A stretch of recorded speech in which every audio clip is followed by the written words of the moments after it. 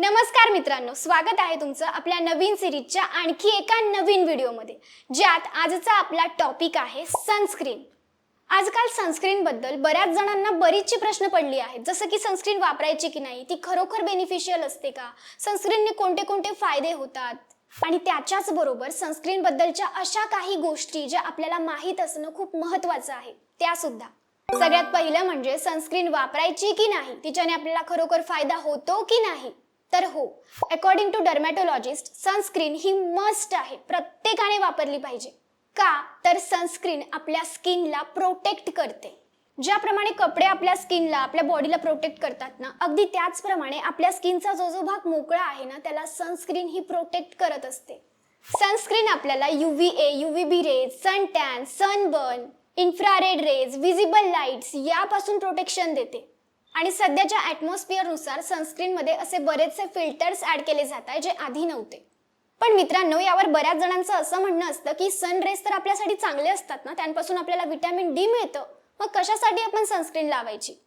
अगदी खरं आहे, सूर्यप्रकाश आपल्यासाठी चांगला असतो, त्याने आपल्याला बरेचसे बेनिफिट्स होतात, पण त्याची सुद्धा एक वेळ असते। सकाळचं जे कोवळं ऊन असतं ना, ते आपल्यासाठी खूप चांगलं असतं, पण त्यानंतर जसं ऊन वाढत जातं ते सूर्यकिरण आपल्यासाठी हार्श होत जातात, आणि मग त्यांपासून आपल्या स्किनला प्रोटेक्ट करणं हेच आपल्यासाठी गरजेचं असतं आणि हेच आपल्यासाठी जास्त बेनिफिशियल असतं।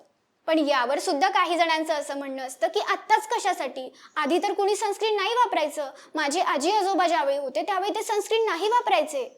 अगदी खरंय, पण बघा त्यावेळीचं त्यांचं ते अन्न, त्यांच्यातून त्यांना पूर्ण नरिशमेंट मिळायची, त्यानंतर तेव्हाचं ते ॲटमॉस्फिअर, तेव्हाचं वातावरण अगदी शुद्ध होतं। पण सध्या काही वर्षांपासून प्रदूषण किती वाढलंय, किती पोल्युशन होतंय, आणि पोल्युशनमुळे ओझोन लेअरचं डिप्लेशन सुद्धा खूप हाय झालंय, ज्यामुळे आपल्याला या हार्श सूर्यकिरणांमुळे खूप हानी होऊ शकते। सनबर्न, सन टॅन, प्रीमॅच्युअर एजिंग आणि काही रेअर केसेसमध्ये स्किन कॅन्सर सुद्धा। तर मग सनस्क्रीन महत्त्वाची आहे की नाही आणि का महत्त्वाची आहे याचं उत्तर तुम्हाला मिळालं असेल। आता बघूया सनस्क्रीन लावायची कशी। सगळ्यात पहिलं म्हणजे आपला चेहरा पूर्ण स्वच्छ करायचा, आणि फेस वॉश केल्यानंतर तुमची जी कोणती स्किन केअर रुटीन असेल, तुम्ही टोनर लावत असाल, सिरम लावत असाल, ते लावून झाल्यानंतर तुमच्या चेहऱ्याला मॉइश्चरायझर लावायचं, आणि मग त्यानंतर सनस्क्रीन लावायची। आता बघा बऱ्याच जणांचा चेहरा ना ऑइली असतो, त्यामुळे त्यांना मॉइश्चरायझर पण आणि त्यावर जर सनस्क्रीन लावलं तर खूप चिपचिप फील होतं। तर स्पेशली ऑइली स्किनवाल्यांसाठी सांगते, तुम्ही वॉटर बेस किंवा जेल बेस मॉइश्चरायझर वापरू शकता, जेणेकरून तुम्हाला चिपचिप जाणवणार नाही। आता बोलूया सनस्क्रीनच्या SPF बद्दल। बघा आपण जी ही सनस्क्रीन विकत घेतो तिच्यावर लिहिलेलं असतं SPF 30, SPF 50, तर ते काय असतं, सन प्रोटेक्शन फॅक्टर, हे ते पॅरामीटर असतं ज्यामुळे आपल्याला कळतं की या सनस्क्रीनमुळे आपल्याला किती प्रोटेक्शन मिळणार आहे।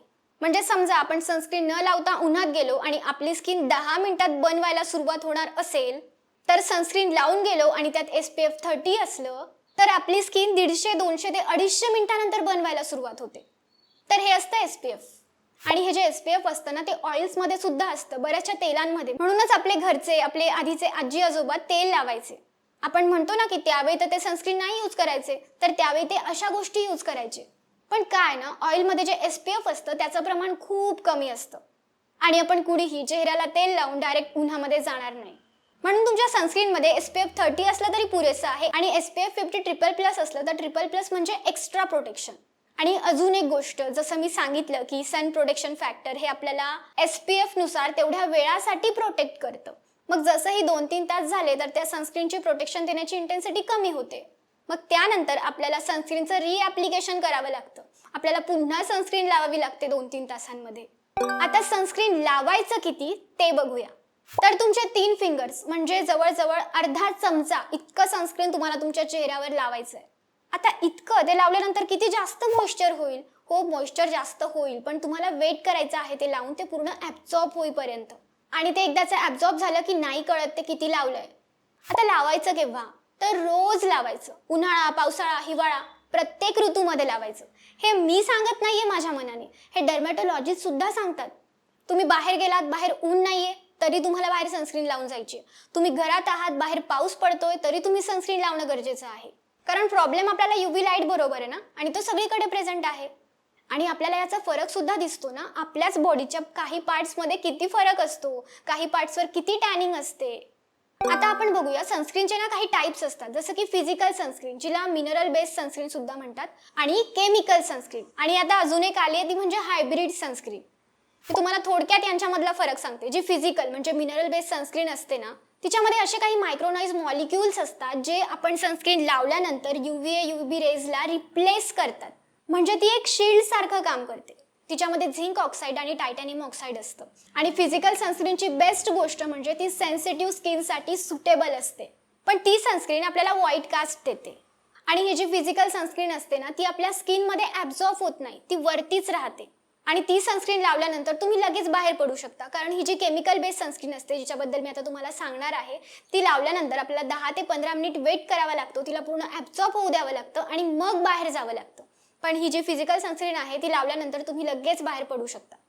आता बघूया केमिकल बेस्ड सनस्क्रीन. तर ही काय करते, UVA UVB रेजला ॲब्झॉर्ब करते आणि मग ते स्किनमध्ये गेल्यानंतर डिग्रेड होऊन आपल्या स्किनला UVA UVB रेजपासून प्रोटेक्शन मिळतं.